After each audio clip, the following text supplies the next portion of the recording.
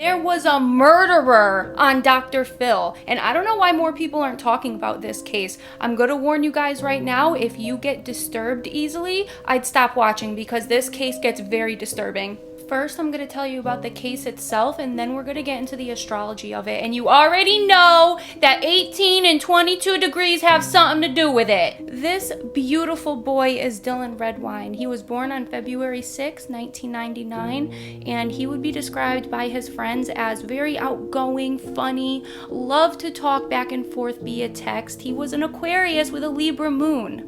Dylan's father was the last person to see Dylan alive, and the mother automatically thought that he had something to do with it. So much so that she made him go on the Dr. Phil show.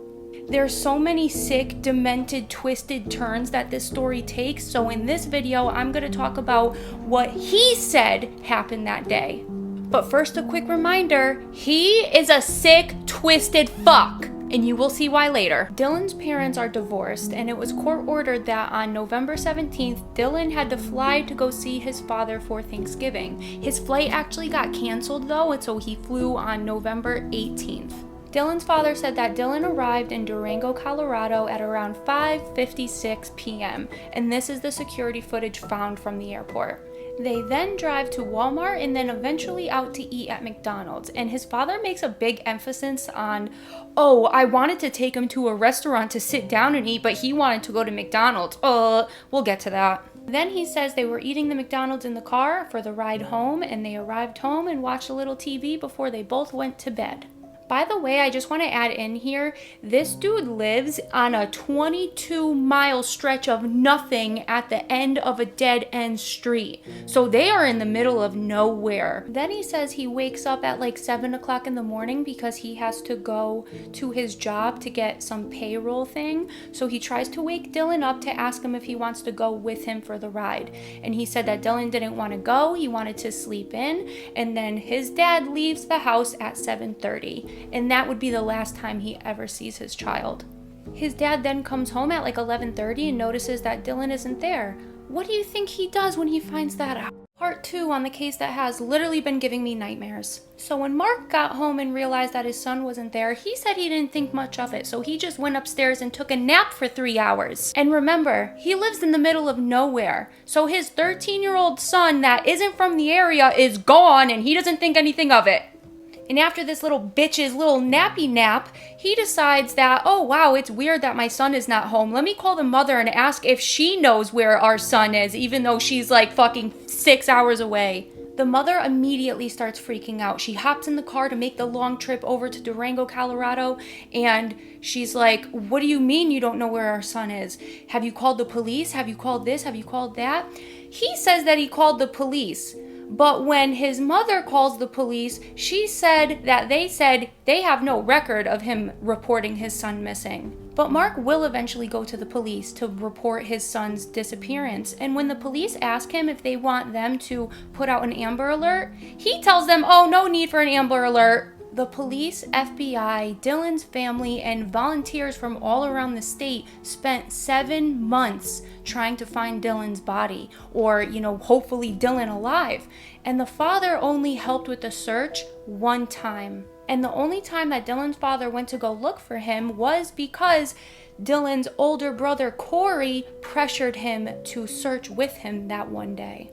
After a few hours of looking for Dylan with his father, Dylan's older brother would then tell police that he knew his father killed his little brother, and he knew exactly why he did it.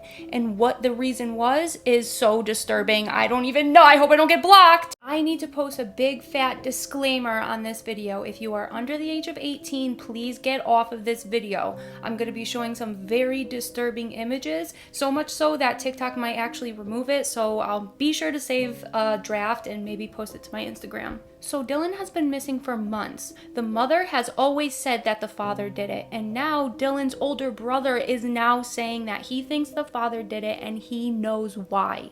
A few months before his disappearance, Dylan and his older brother took a trip with their father. I forgot where, but they took a trip and they were staying in a hotel together. And when the father went to sleep, Dylan and his older brother went onto his computer, and what they found literally scarred them for life. Dylan's older brother said that Dylan was never the same after seeing what he saw on his father's computer, and he lost all respect for him that day. And I'm going to show you what they saw on the computer. But let me just say, it's some weird fetish shit. And I'll tell you what it is before you actually see it. It is his father cross-dressing as a woman, wearing a diaper, and eating feces out of the diaper. Here's the first one.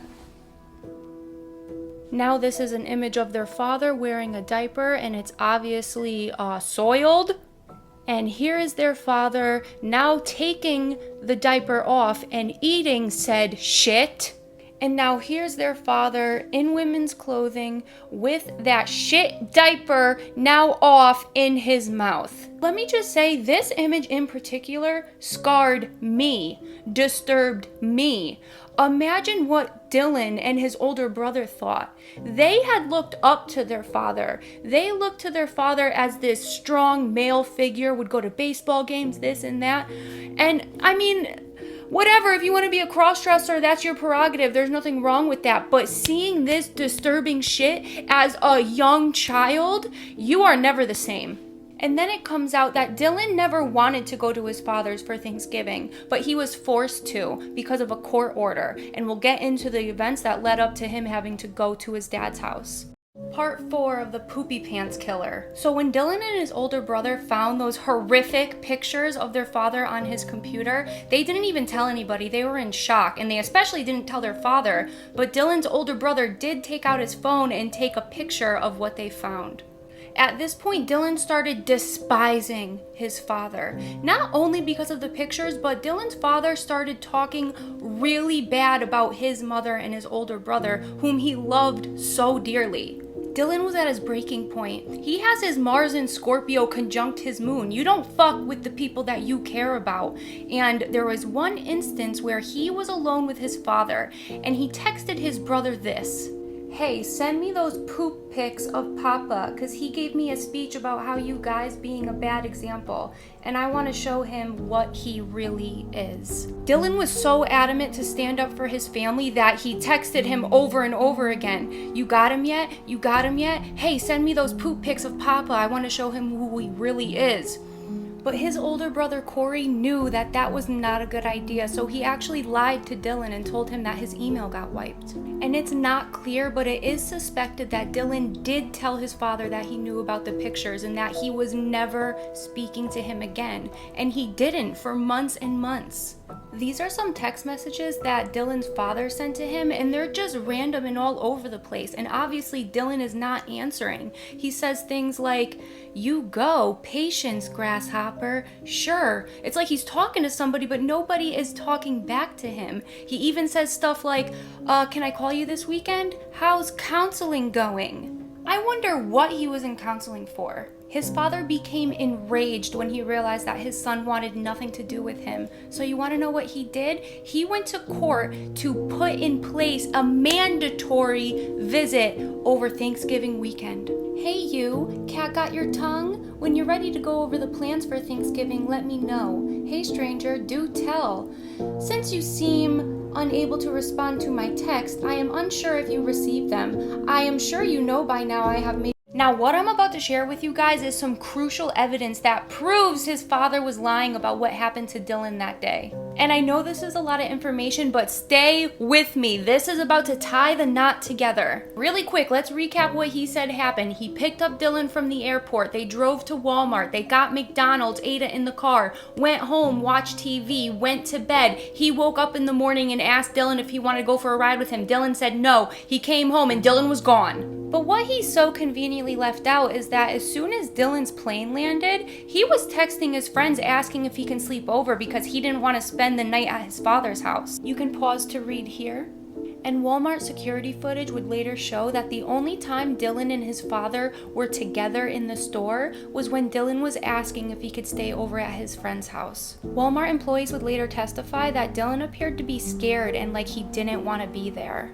Dylan was desperately trying to get away from his father, and even though he told Dylan that he couldn't sleep at his friend's house that night, he asked if he can go over at 6:30 in the morning the next day. And he even said, "You better let me in. I'll call you all day if you don't." But unfortunately, Dylan would never make it to his friend's house the next morning, and in fact, all communication stopped with Dylan at around 9 o'clock that night, which was very unlike him. Dylan was the type of person that would text people back a second after he received the message. This showed the jury that he was lying about seeing Dylan in the morning of November 19th, because if he did, Dylan would have asked over and over again if he could bring him to his friend's house. Police also had him take a lie detector test, which he failed, but he blamed it on the police officer not having enough experience. But he had a chance to redeem himself on the Dr. Phil show, and I'll show you a clip of how that went down. You take a polygraph.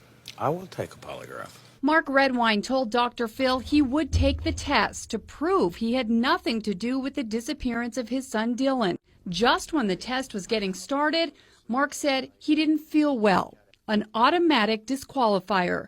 Dr. Phil pleaded with him again hours later. You should be doing backflips right now to take this polygraph.